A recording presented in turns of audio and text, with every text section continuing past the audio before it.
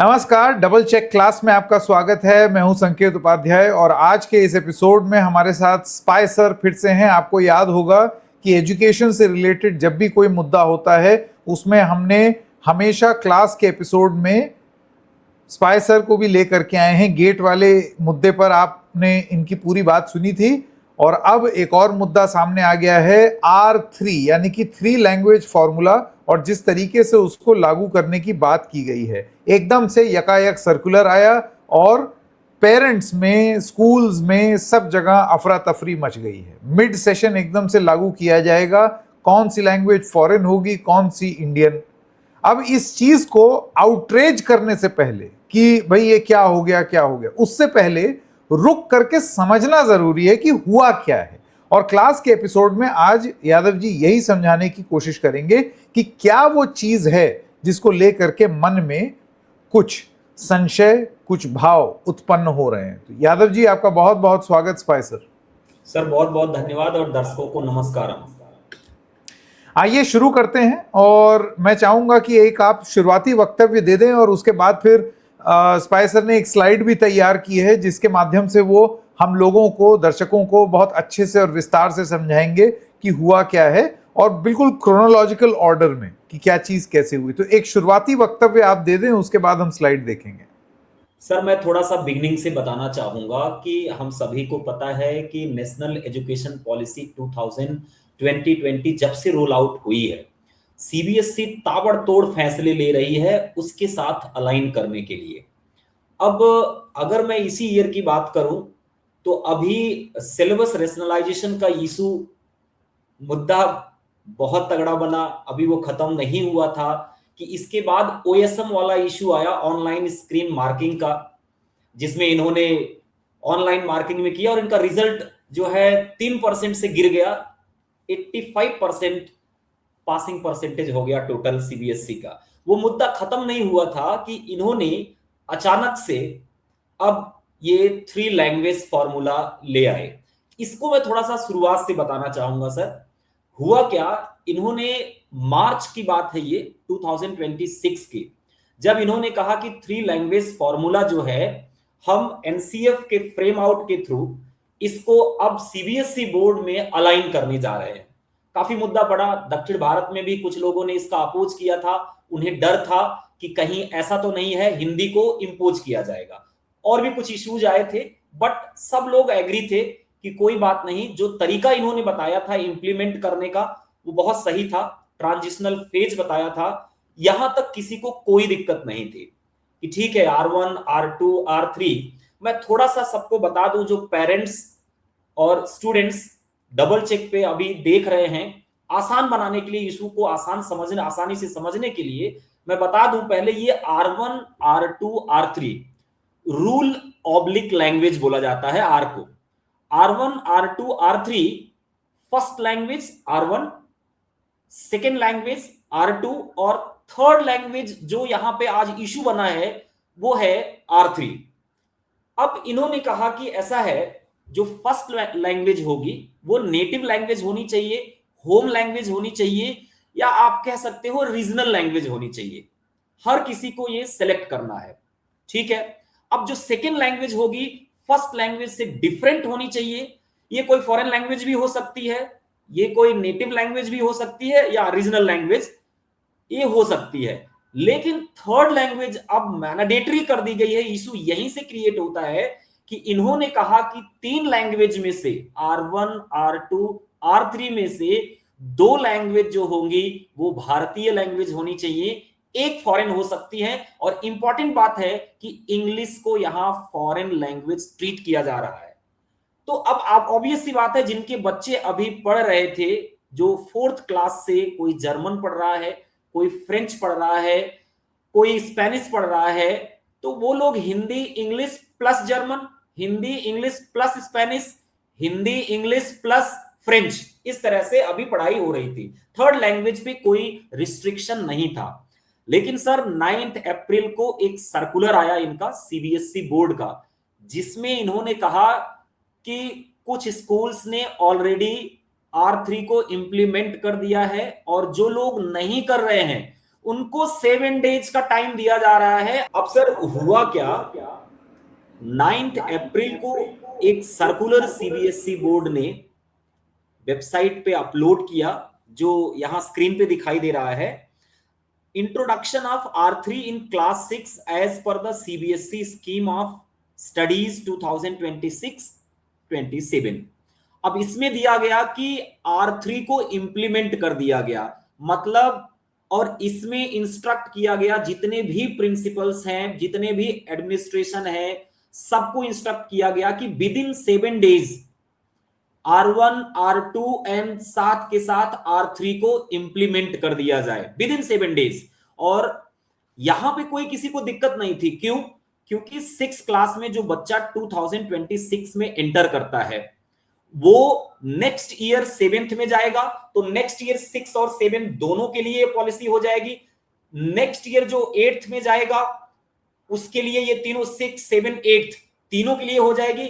इस तरीके से पूरा ट्रांजिशन फेज जो होगा 2031 तक, जब तक बच्चा 10th क्लास में पहुंचेगा, कोई इशू नहीं था यहां पे। चलिए, आपने थोड़ा जल्दबाजी दिखाई कि 6th क्लास का थोड़ा सेशन हो चुका था, बट क्लास 6 से करने वाले थे। यहां भी कई स्कूल्स को कोई दिक्कत नहीं हुई, कुछ स्कूल पहले से फॉलो करते आए थे, जिसमें इसमें रेफरेंस भी दिया गया है कि आप कुछ स्कूल्स फॉलो कर रहे हैं, कुछ नहीं कर रहे हैं, तो वो विद इन 7 डेज फॉलो कर लें। सर यहां कोई प्रॉब्लम नहीं थी, लेकिन नेक्स्ट जो सर्कुलर आया 15 मई वाला, इसको स्क्रीन पे देखते हैं, ये वाला, यहां से हंगामा मच गया सर। और लाजमी है, पेरेंट्स में अफरा तफरी हो गई, स्टूडेंट्स में अफरा तफरी हो गई, इसी को थोड़ा समझना है।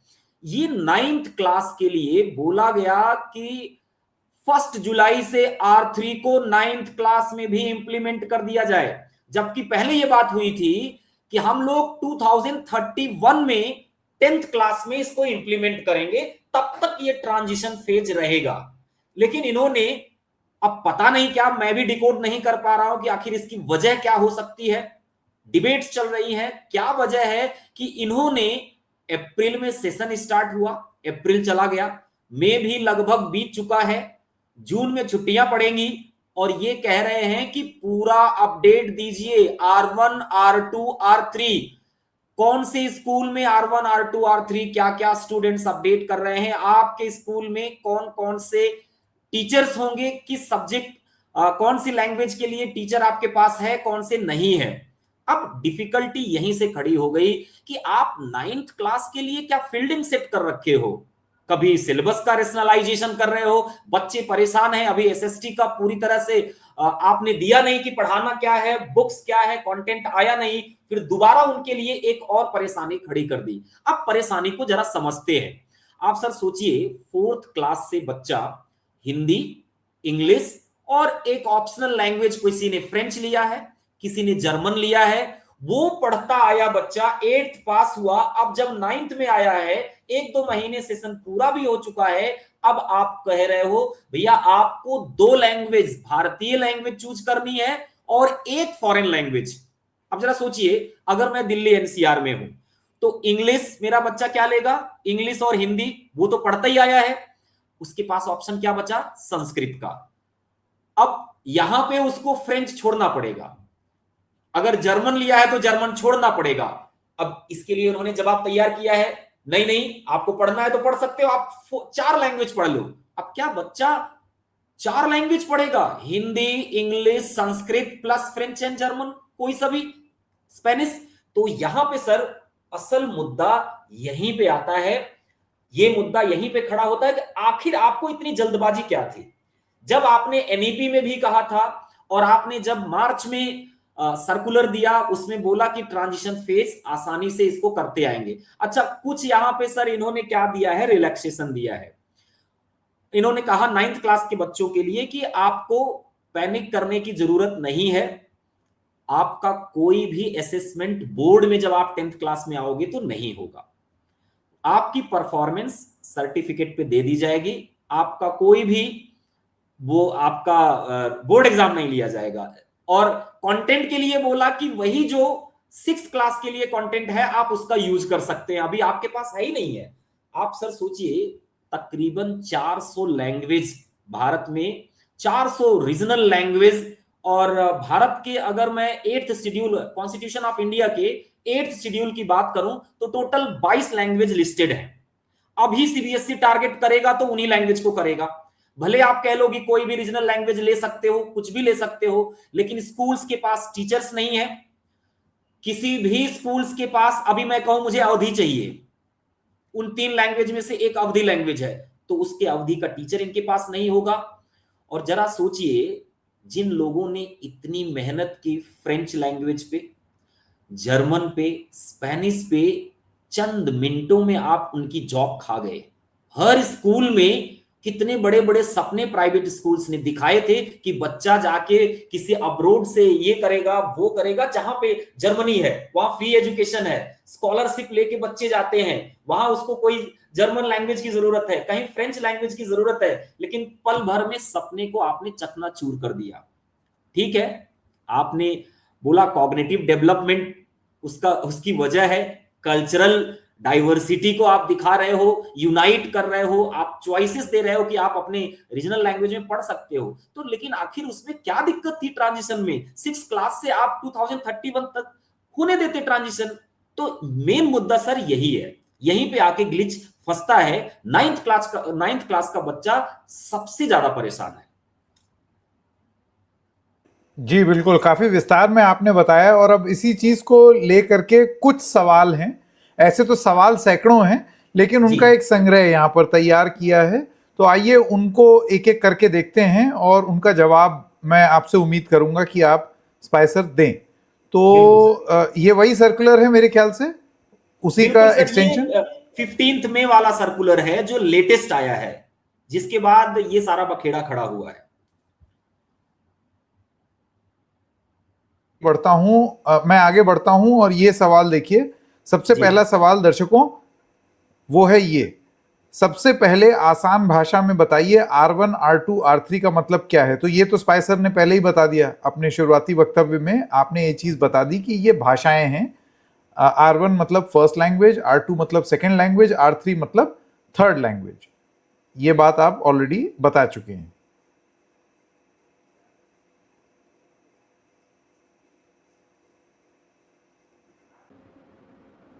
तो यादव जी, अब आइए अगले सवाल की ओर बढ़ते हैं। और अगला सवाल है, क्या इंग्लिश को इंडियन लैंग्वेज माना जाएगा या नहीं, और स्टूडेंट अपनी पसंद की लैंग्वेजेस चुन सकता है या नहीं। इसको आपने ब्रीफली जरूर समझाया था, लेकिन जरा इसको विस्तार से बताइए। ये सर एक ऐसा क्वेश्चन है कि जो बच्चा क्या समझता है कि इंग्लिश तो एक ऐसी लैंग्वेज है, वो हमारी ही लैंग्वेज बन चुकी है, क्योंकि इंग्लिश की अपनी एक खुद की पॉपुलरिटी है। वो चाहे जिस भी कंट्री में कह लीजिए, मतलब ग्लोबलाइजेशन के लिए ये एक ऐसी लैंग्वेज है जो उसकी सबसे ज्यादा यूज की जाती है।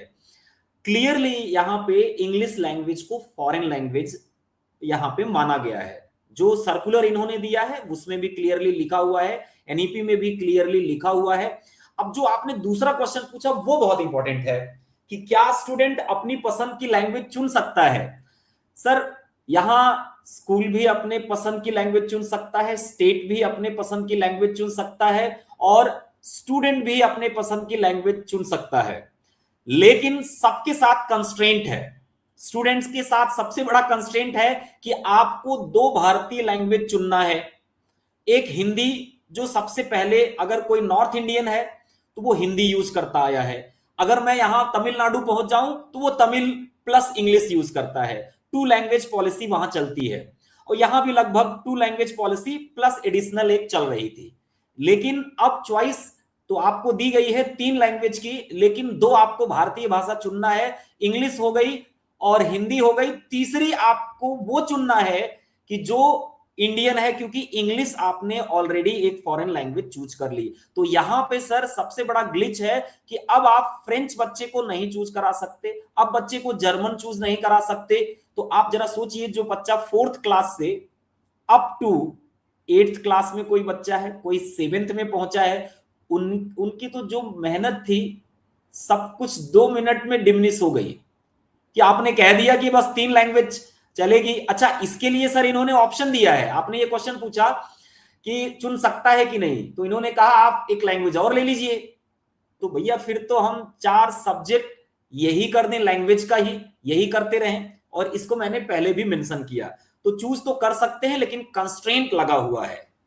अब स्कूल क्यों नहीं चूज करेगा, स्कूल के पास टीचर होने चाहिए, उसको भी फ्लेक्सिबिलिटी दी गई है कि आप रीजनल लैंग्वेज रिपोर्ट करिए अपने एडमिनिस्ट्रेशन को कि आप कौन सी लैंग्वेज चूज कर रहे हो, वो भी अपने सहूलियत के हिसाब से देगा।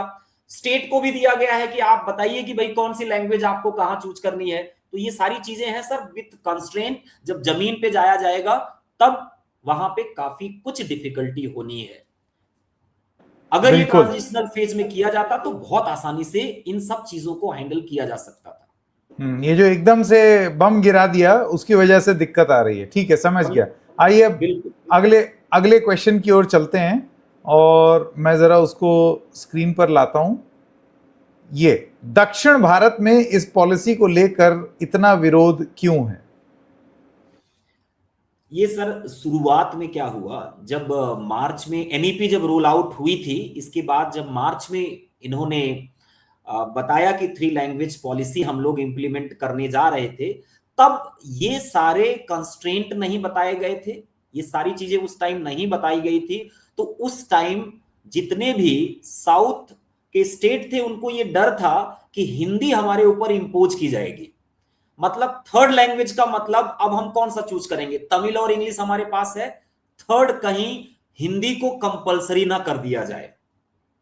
तो ये उनका एक डर था कि इसका एक माइलेज नॉर्थ स्टेट को मिलेगा, वहां हिंदी बोली जाती है ऑलरेडी, और हमारे ऊपर वो इंपोज करी जाएगी। इसका कई सारे बड़े बड़े दिग्गज नेताओं ने भी क्वेश्चन उठाया था, काफी डिबेट चला था।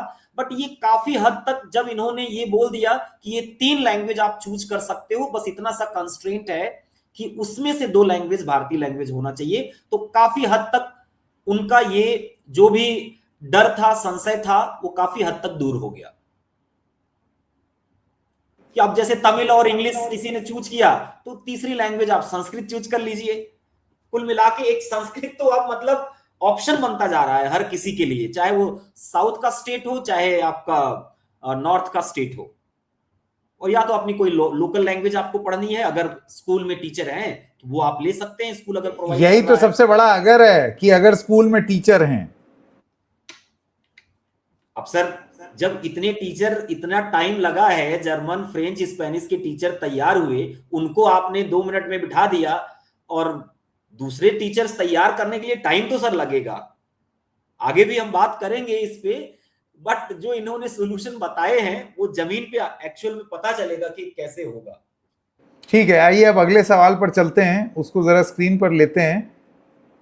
अगला क्वेश्चन है, और ये बहुत इंटरेस्टिंग है, कि हिंदी तो एक लैंग्वेज है, और हमारा जो 8th शेड्यूल है कॉन्स्टिट्यूशन का, उसमें भारत की 22 भाषाएं हैं, जो भाषाएं हैं, लेकिन जिन भाषाओं को बोली बोल करके हिंदी का हिस्सा बना दिया गया है, यदि कोई वो पढ़ना चाहे तो क्या अवधी, भोजपुरी, इस तरीके की भाषाएं R1, R2, R3 बन सकती हैं, या केवल 8th शेड्यूल लैंग्वेजेस ही अलाउड हैं? यादव जी। अब सर यहाँ पे ना वही वाली बात हो जाती है कि आपने कहा हमारे भारत में 400 भाषाएं हैं, और इन भाषाओं को 4 परिवारों में बांटा गया है, जैसे तिब्बतियन फैमिली करके, Indo Aryan family, Dravidian family, इस तरह से इन 22 भाषाओं को 4 पार्ट में, जो कि बहुत लिमिटेड भाषा है। लेकिन हमारे पास लोकल और रीजनल लैंग्वेज, होम लैंग्वेज अगर सब मिला दें तो 400 भाषाएं हैं। अब सपोज करिए मैं अवध रीजन का हूं, अवध में कोई एक आध स्कूल हो जाए जहां पे अवधी भाषा मिल जाए, ये तो बहुत बड़ी बात होगी। इनके टीचर्स निकालना, और वो सीबीएसई स्कूल इसको करेगा कि नहीं करेगा। मैं एक अवधि में आ गया नोएडा में, क्या नोएडा का कोई सीबीएसई का स्कूल ये प्रोवाइड करेगा कि मैं थर्ड लैंग्वेज अवधि लेना चाहता हूं, इंग्लिश अवधि हिंदी लेना चाहता हूं, क्या एनसीआर का कोई स्कूल ऐसा करेगा? तो मुझे प्रैक्टिकल ग्राउंड पे ऐसा लगता है कि ये पॉसिबल नहीं होगा। और सर यहाँ पे एक दिक्कत और मैं बताता हूं आपको, जैसे मैं यहाँ एनसीआर में रहता हूं, और मेरी पोस्टिंग हो गई, मैं किसी जॉब में हूं, मेरी पोस्टिंग हो गई तमिलनाडु में, मैं तमिलनाडु पहुंच गया, तो वहां तो जितने भी स्कूल होंगे उनके स्टेट को फेवर करेंगे। स्टेट जो चूज करेगा जिन स्कूलों के लिए, स्कूल जो चूज करेगा उसके according R1 R2 R3 choose की जाएगी। मेरे लिए वहां पे कंपलसरी हो जाएगा, अगर संस्कृत मिल गया तो बहुत बड़ी बात, ठीक है, अगर मैं कोई और लैंग्वेज लेना चाहूंगा तो ये मेरे लिए बहुत डिफिकल्ट टास्क हो जाएगी, कतई मिल नहीं पाएगा। उल्टा इसका, अगर कोई तमिलनाडु का हमारे यहां आ गया और उसको वो कहता है तमिल कन्नड़ और मैं इंग्लिश लेना चाहता हूं, उसको यहां कहां से प्रोवाइड कराएंगे आप?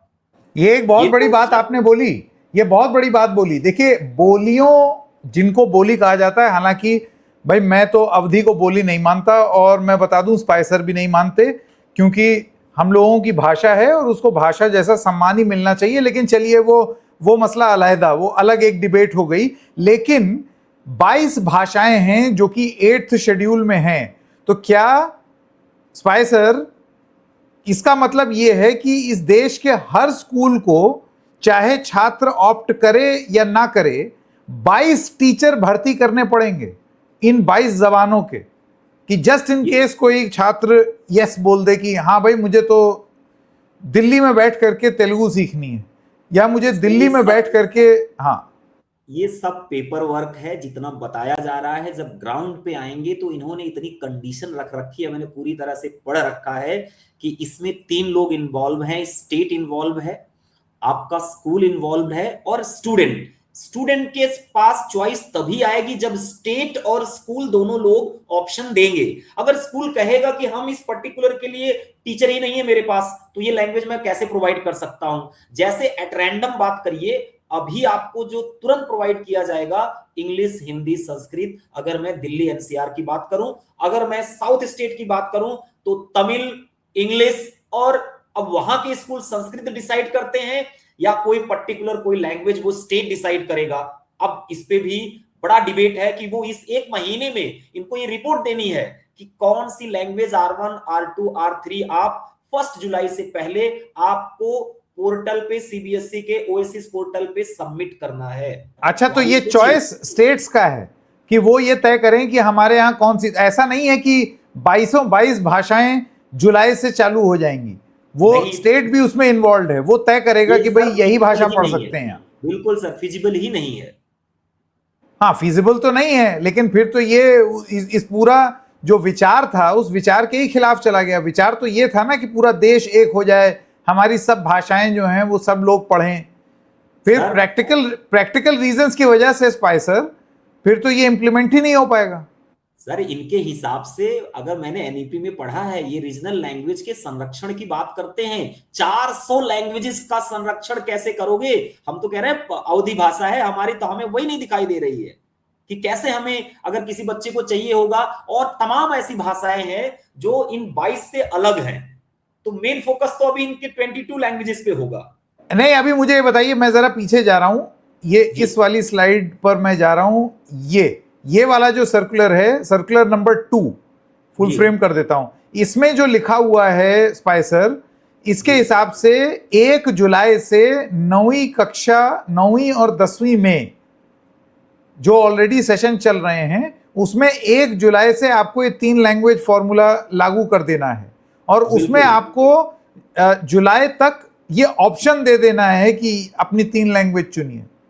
तो ये इसका क्रियान्वयन कैसे होगा महीने भर में? इसीलिए तो स्कूल परेशान है सर, सब लोग अफरा तफरी में है कि हमको चूज करने के लिए भी 1 महीने का टाइम आपने दिया, स्टेट से कैसे कोऑर्डिनेट करेंगे ये लोग एडमिनिस्ट्रेशन को रिपोर्ट इनको सबमिट ओएसिस पोर्टल पे करनी है, स्कूल कैसे डिसाइड करेगा, किस बेसिस पे डिसाइड करेगा? तो वही वाली बात हो जाएगी, कोई एक आध लैंग्वेज जैसे संस्कृत, जो मुझे अभी दिखाई दे रहा है कि तुरंत ये लोग संस्कृत को 3rd लैंग्वेज बना के, कि हमारे पास इंग्लिश है और हिंदी है और यहाँ संस्कृत, ये तीनों हमारे एनसीआर में तुरंत सबमिट करके दे दी जाएगी अफरा तफरी में, और तो इसके अलावा कुछ नहीं दिखता है।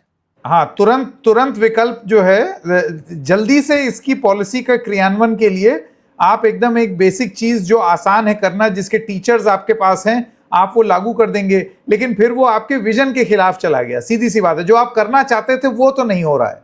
इसी बिल्कुल। वजह से ये बहुत सारे अभिभावक, बहुत सारे टीचर्स और पेरेंट्स का ये मानना है स्पाइसर कि जरा रुक के, ठहर के, एक चरणबद्ध तरीके से अगर आप लागू करते तो चीजें ज्यादा बेहतर तरीके से लागू हो जाती, बजाय इसके कि धप्प से लाके थोप दिया। और इन्होंने खुद ये तरीका बताया था सर। अब मैं तो कह रहा हूं, बार बार आपसे डिकोड नहीं कर पा रहा हूं कि आखिर क्या वजह हो गई कि बम गिराना पड़ गया।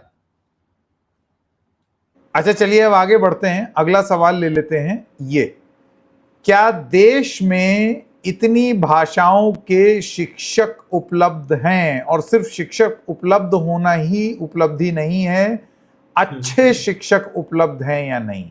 बड़े बड़े स्कूल होंगे, छोटे बड़े सब स्कूल होंगे, जाहिर सी बात है एक अध्यापक की गुणवत्ता भी नापी जानी चाहिए। अलग अलग स्टेट्स के जो टीचर्स हैं, अब मैं जानता हूं जैसे महाराष्ट्र हो गया, उसमें मराठी तो बहुत ही यंग उम्र से ही पढ़ाई जानी शुरू कर दी जाती है, लेकिन हर भाषा में आपको क्या अच्छे टीचर उस तरीके से एकदम से जब डिमांड बढ़ेगी तो क्या वो उपलब्ध हैं स्पाइसर?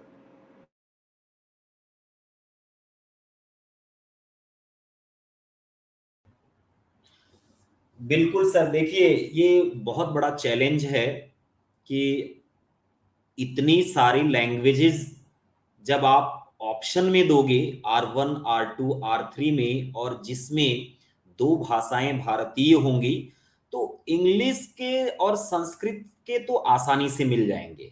लेकिन इसके बाद जितनी भी लैंग्वेज है, पंजाबी का टीचर चाहिए, गुजराती का गुजरात में गुजराती का टीचर चाहिए, बंगाल में बंगाली टीचर चाहिए, इन सब टीचर को इतने आसानी से फर्निश करना, उनको ट्रेन करना, उनको सीबीएसई के करिकुलम में ले आना, किस तरीके से पढ़ाना है, इन सब की ट्रेनिंग देना, ये इतना आसान नहीं था। अगर ये उसी तरीके से किया जाता जिस तरीके से इन्होंने खुद बताया था, तो शायद ये थोड़ा आसान होता।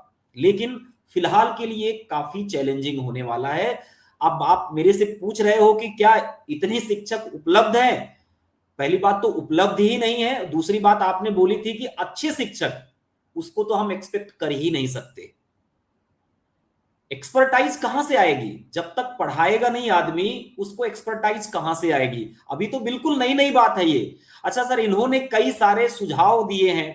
जब आप उसको देखोगे, कहेंगे कि भाई फ्रीलांसिंग करा लो, शेयरिंग कर लो, ऑनलाइन करवा दो, हाइब्रिड मोड में करवा लो, ये सब इनके सोल्यूशन है।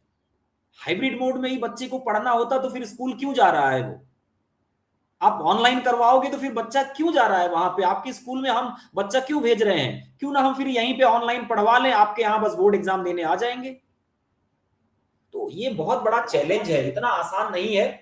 बाकी देखने वाली बात होगी कि कैसे ये इंप्लीमेंट होगा। शुरुआती फेज में एक दो लैंग्वेज को प्रेफरेंस दिया जाएगा, उन्हीं के लिए लोग करेंगे, वही एक आसान तरीका है बस। ठीक है, आइए अब अगले सवाल की ओर बढ़ते हैं। अगर किसी लैंग्वेज का टीचर ही अवेलेबल ना हो तो उसका सोल्यूशन क्या है? इस पर आपने थोड़ा सा इशारा जरूर किया, लेकिन थोड़ा विस्तार। ऑनलाइन? इसका इसका सर बहुत आसान सॉल्यूशन है। स्कूल कह देगा कि मेरे पास ये लैंग्वेज नहीं है, आप यही लैंग्वेज है, इंग्लिश हिंदी प्लस ये लैंग्वेज है, आप लीजिए। तब आप कैसे संरक्षण करोगे? हर भाषाओं का जो भी रीजनल लैंग्वेजेस होंगी, क्या एक ही रीजनल लैंग्वेज पूरे स्टेट में होगी? तो आप उन सबका संरक्षण कैसे करेंगे? ये तो सर बहुत ही इम्प्रैक्टिकल होगा। ग्राउंड पे जब हम लोग जाएंगे, मतलब इसका कर पाना, ये कैसे करेंगे, ये सब देखने वाली बात होगी। बिल्कुल भी इसका सॉल्यूशन यही होगा कि स्कूल तुरंत आपको मना कर देगा। बीइंग अ पेरेंट आप जाओगे, कहोगे हमें तो यहाँ एनईपी में बताया गया है, आपके ही सर्कुलर में बताया है कि हमें ये ऑप्शंस हैं, आप दीजिए। पेरेंट्स जाके स्कूल से लड़ेगा, और स्कूल भी बेचारा क्या करेगा? उसके पास जो अवेलेबल रहेगा शॉर्ट टाइम में वही देगा कि आप ले लीजिए। कहने के लिए चॉइसेस हैं, बट ये चॉइसेस नहीं होंगे। कहीं ना कहीं आपको फोर्स किया जाएगा कि यही लैंग्वेज है, आप यही ले लीजिए फिलहाल के लिए। ठीक है, अगला सवाल। तो मतलब ये है कि जो बहुत सारे चॉइसेस की बात हो रही है, वो बहुत सारी चॉइसेस नहीं होंगी। इसको जल्दी से लागू करने के चक्कर में वो बहुत ही सीमित विकल्प आपको दिए जाएंगे। और अगर इस तरीके से आपको 3 लैंग्वेज पॉलिसी लागू करनी है तो फिर ये तो कोई बहुत प्रभावी ढंग से लागू नहीं हुई। इसी वजह से ये कहा जा रहा था कि इसको चरणबद्ध तरीके से किया जाए, लेकिन ये तो थोप दिया एकदम से। आइए अगले सवाल की ओर बढ़ते हैं। किन छात्रों को 3 लैंग्वेज रूल से एग्जेम्पशन मिल सकती है, यानी कि छूट या रियायत मिल सकती है? बिल्कुल सर, ये बहुत ही प्यारा क्वेश्चन है। इन्होंने एग्जेम्पशन दिया है। इनके जो स्कूल्स फॉरेन में है, अब्रोड में है, वो लोग एग्जेम्प्टेड हैं इससे। और जो बच्चे फॉरेन से मूव कर रहे हैं और सीबीएसई बोर्ड में एडमिशन लेंगे, वो भी एग्जेम्प्टेड हैं। और एक तीसरी क्लास है चिल्ड्रंस विथ स्पेशल नीड, दिव्यांग बच्चों के लिए भी इन्होंने छूट दी है। यही 3 कैटेगरी जो मेंशन की गई है सर्कुलर में कि ये लोग एग्जेम्प्टेड रहेंगे। क्लियर इसका कट इन्होंने मेंशन किया हुआ है। तो इसमें मुझे तो लग रहा है लोग जुगाड़ में लग जाएंगे कि चले लग जाएंगे। जो समृद्ध परिवार के लोग हैं वो तो जुगाड़ में लग जाएंगे। अब क्या करना है सर, बता देंगे कि भाई ये कौन प्रूफ करेगा? यही काम बैठा बेचारा सीबीएसई बैठ के यही देखेगा कौन सा बच्चा कहां से आ रहा है। अब वो उसमें लिखा है, एक वर्ड लिखा, आपने अच्छा याद दिलाया, केस टू केस डिस्कस किया जाएगा।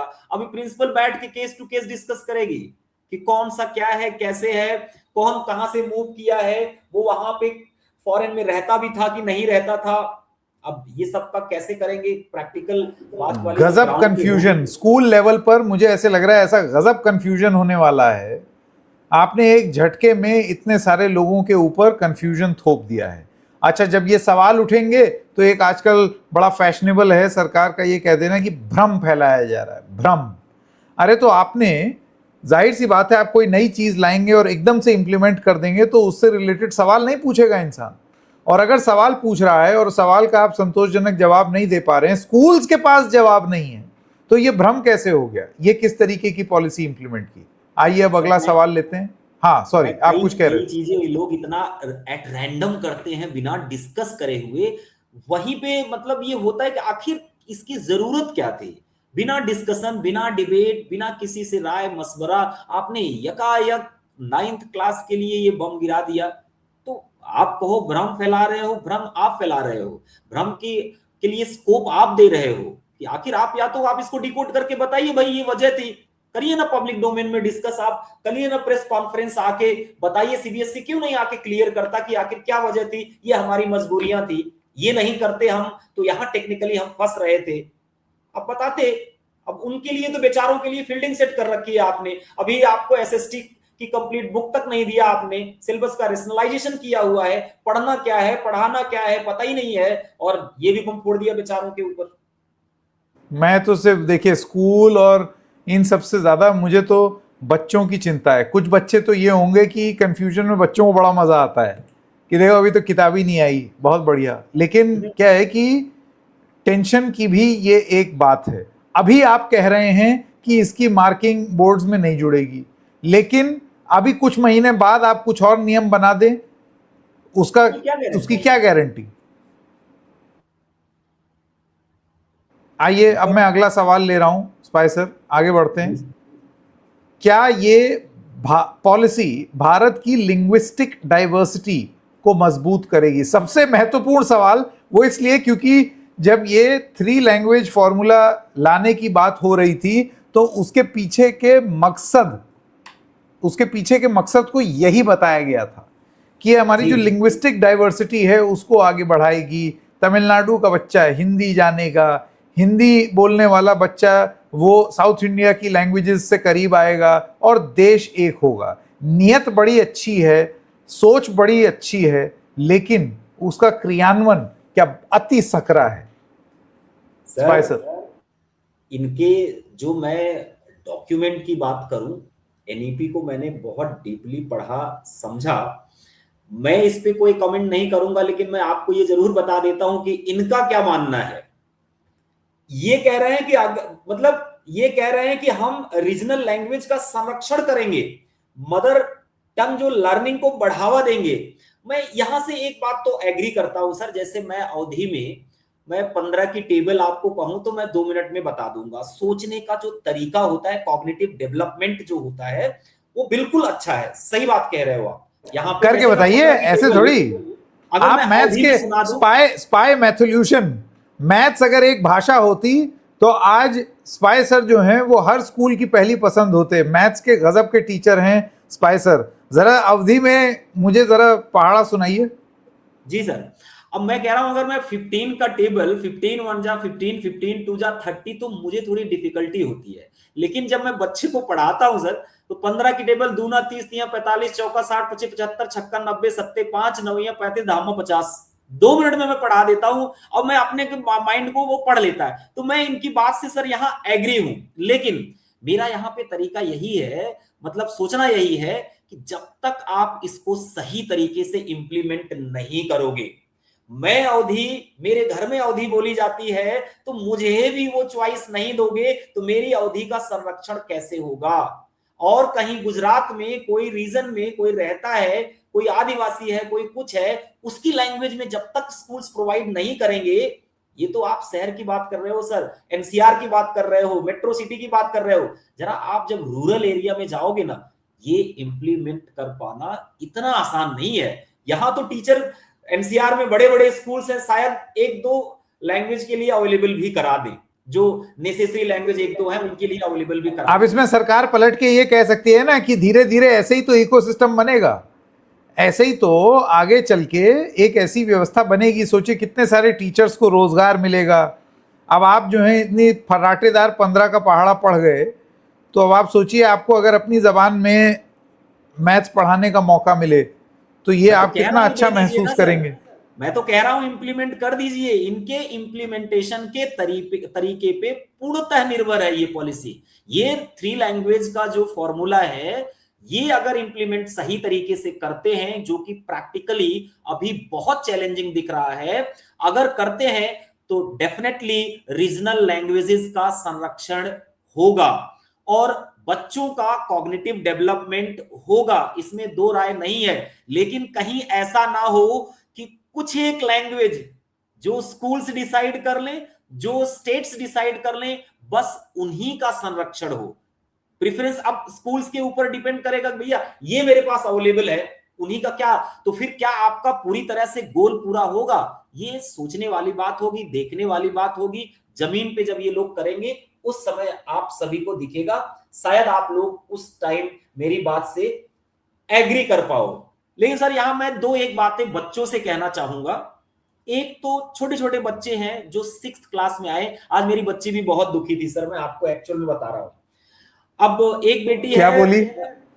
वो बेटी मेरी कह रही है कि पापा मेरे को बहुत अच्छे से जर्मन आती है, उसने चैनल वैनल भी बना रखा है, मैंने 4th क्लास से ही पापा जर्मन बहुत अच्छे से सीख रखा था, मुझे सर पापा जर्मनी जाना है पढ़ने के लिए, और इन्होंने तो मुझे संस्कृत दिया, मुझे संस्कृत नहीं पढ़ना पापा, संस्कृत पढ़ना ही नहीं पापा, मैं संस्कृत पढ़ के क्या करूंगी? और सर एक एग्जांपल देखिए, उसने बताया, मुझे बहुत बार स्ट्राइक कर रहा है आज वो कह रही है पापा मैथ में आपने गणित प्रकाश देखा? हमने कहा हाँ देखा बेटा।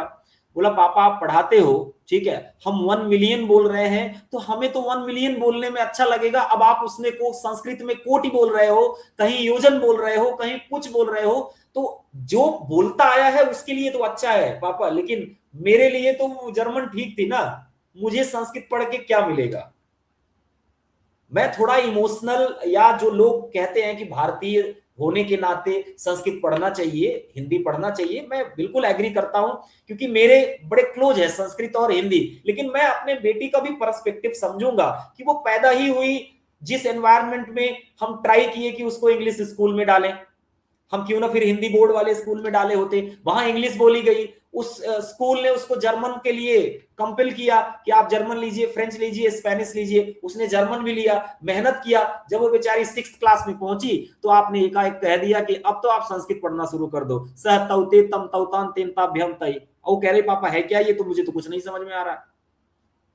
मैं संस्कृत से बहुत क्लोज हूं, मैं, मेरे को बहुत सारे श्लोक्स याद हैं, मैं बहुत कनेक्टेड हूं, लेकिन इसका उल्टा मतलब जितने व्यूअर से मत निकालिएगा, लेकिन मैं अपने बेटी का भी पर्सपेक्टिव देख रहा हूं। क्या आप चाहते हो कि सारे इंडियन स्टूडेंट्स इंडिया में ही रहें? आप इतनी जॉब्स प्रोवाइड करेंगे, क्या वो अब्रोड ना जाएं? जिनको स्कॉलरशिप मिलती है वो पढ़ाई करने जर्मनी ना जाएं? सारे यही लोग रहेंगे इंडिया के? यही चाहते हो आप? अब इससे तो देख के यही लगता है कि आप संस्कृत को ऑप्शन बना रहे हो, सारी लैंग्वेज, 4th लैंग्वेज कोई पढ़ेगा नहीं, रेयर स्टूडेंट होगा, जो बहुत एक्सेप्शनल होगा वही फोर्थ लैंग्वेज पढ़ेगा, जो जर्मन, फ्रेंच या स्पेनिश होगी। फिर तो आपने पूरी तरह से 10th एक क्लास जाते आते स्पाइसर जरा बच्चों के लिए कोई संदेश, इसको किस तरीके से देखें इस सब केओस के बीच में, एज अ टीचर स्पाइसर क्या बोलेंगे बच्चों को? बच्चों को मैं यही कहूंगा, जो 6th क्लास के बच्चे हैं उन्हें चिंता करने की जरूरत नहीं है। आपके पास बहुत समय है, कोई लैंग्वेज सीखने में ज्यादा समय नहीं लगता है। जब एक बार आप आ जाओगे एनवायरनमेंट में तो सीख जाओगे। 9th क्लास वालों के लिए जो बड़ा चैलेंजिंग है, अगर ये पॉलिसी जो है रोल बैक नहीं होती है, ये जो भी फॉर्मूला है वो रोल बैक नहीं होता है, तो जून आपके पास है बेटा, जून को आप यूटिलाइज कर लो। देखिए बहुत सारी चीजें होती हैं, यहां सीबीएसई अपने को अलाइन कर रही है एनईपी। अब एनईपी जो है ऑलरेडी रोल आउट हो चुकी है, तो इनकी भी मजबूरी है अपने को अलाइन करना एनईपी के साथ। जो national curriculum framework school education के लिए है, उसके अकॉर्डिंग इनको चलना पड़ेगा। मैं एग्री करता हूं कि चल रहे हैं, अच्छी बातें हैं, कई सारी चीजें अच्छी भी हो रही हैं, एनसीईआरटी की बुक्स अपडेट हो रही हैं, तो हमको भी थोड़ा सा एडजस्ट करना पड़ेगा। अगर ये रोल बैक नहीं होती है तो जून आप यूटिलाइज करिए। जो भी अप्रैल और मई में आपका छूट गया, उसको इस जून में समर कैंप लगा दो अपने उस लैंग्वेज के लिए जो आपके लिए 9th में मैंडेटरी हो गई। हाँ, और छुट्टी पे ना जाएं, अपना समर वेकेशन नानी दादी बाबा से ना मिले, यही सब करते रहें।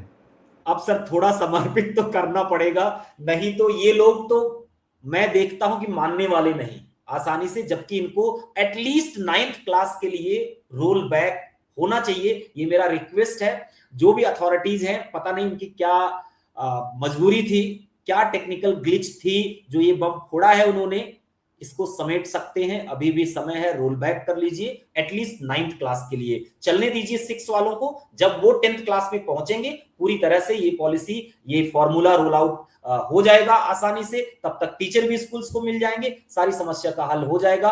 बाकी तो सर जो चल रहा है चल ही रहा है। स्पाई सर, बहुत बहुत धन्यवाद आपका, इतने विस्तार से, इतने डिटेल से, और बहुत बेसिक क्वेश्चंस, अपनी बेसिक अंडरस्टैंडिंग। देखिए यही मकसद है एक क्लास का।